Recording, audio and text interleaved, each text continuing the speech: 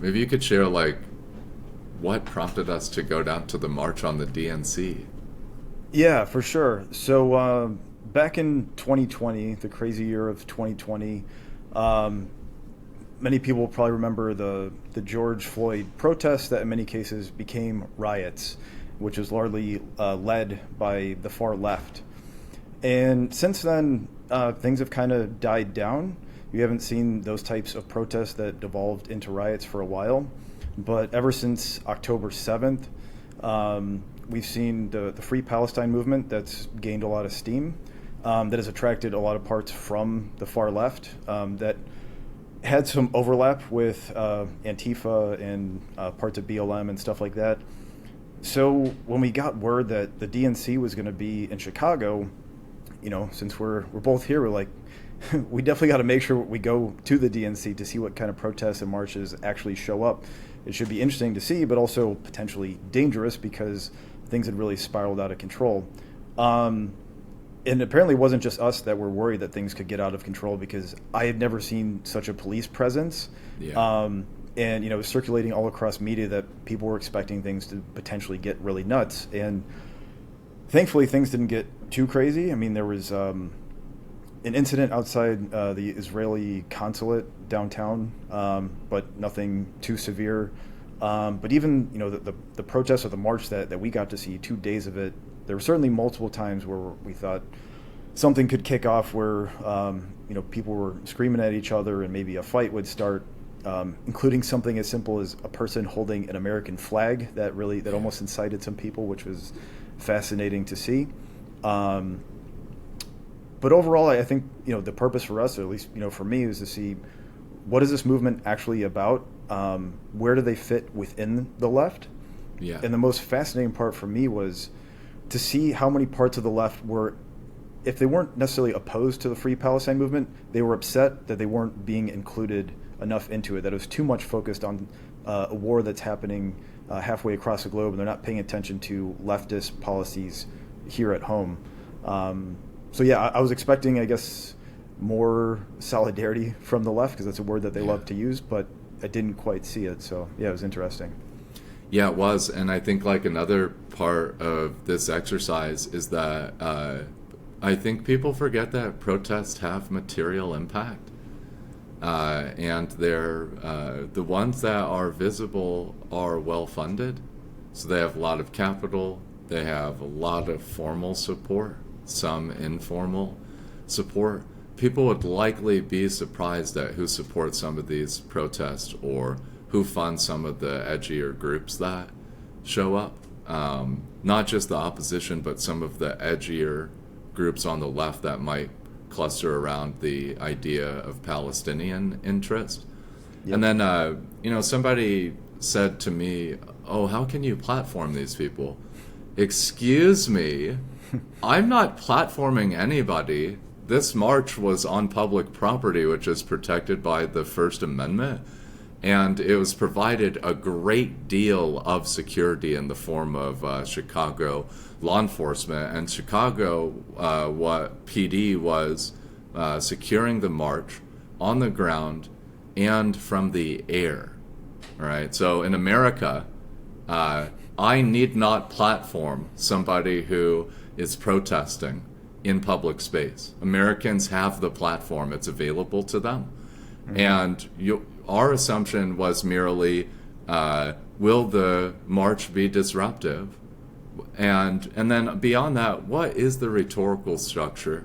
What are the thoughts and perceptions of the participants?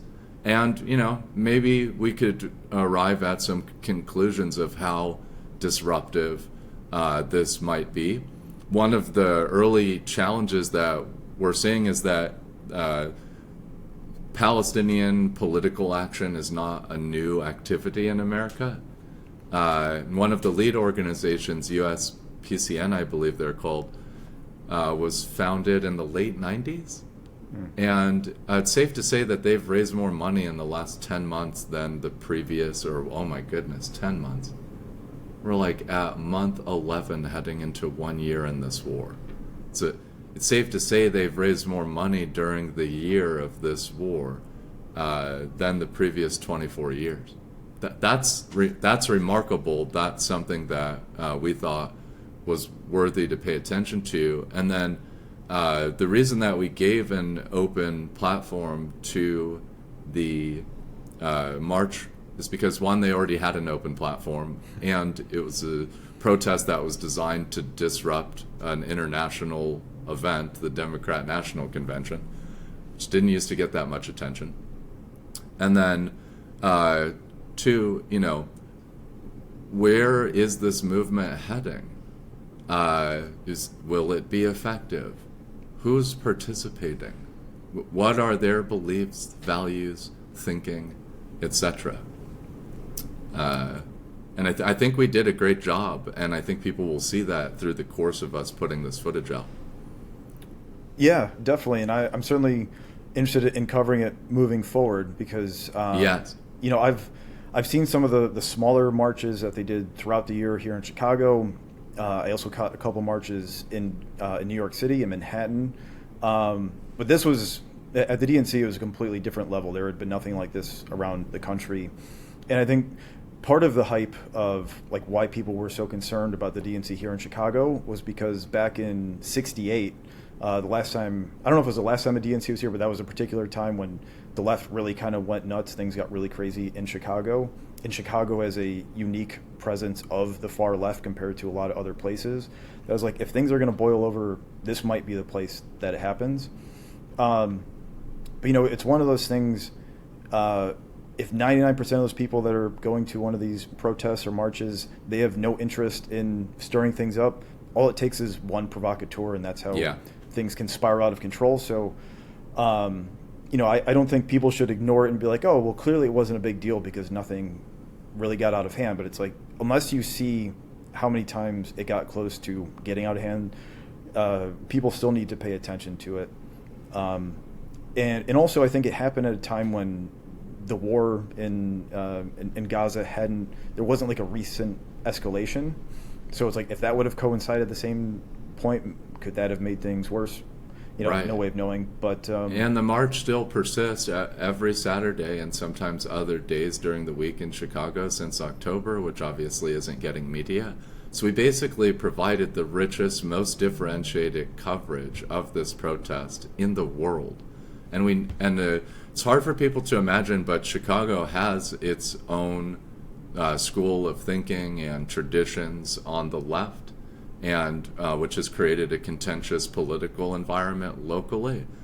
And so we thought that we could observe the left in Chicago, which would help us pick up on trends in the national conversation, and then especially in the international conversation amongst the global left, because Chicago is a strong vector, one of the largest economies in the world for expressing political speech. And this is what a liberation movement looks like today. Let's not forget that.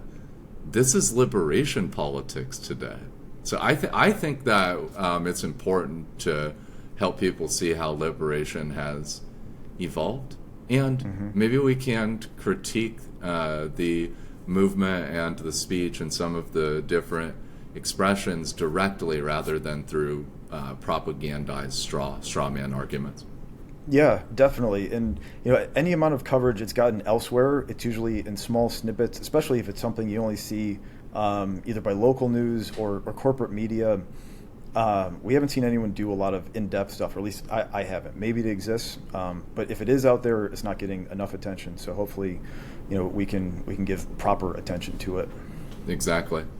Yeah, okay, Ryan, awesome to discuss this with you, and we have so much content coming, so keep following us.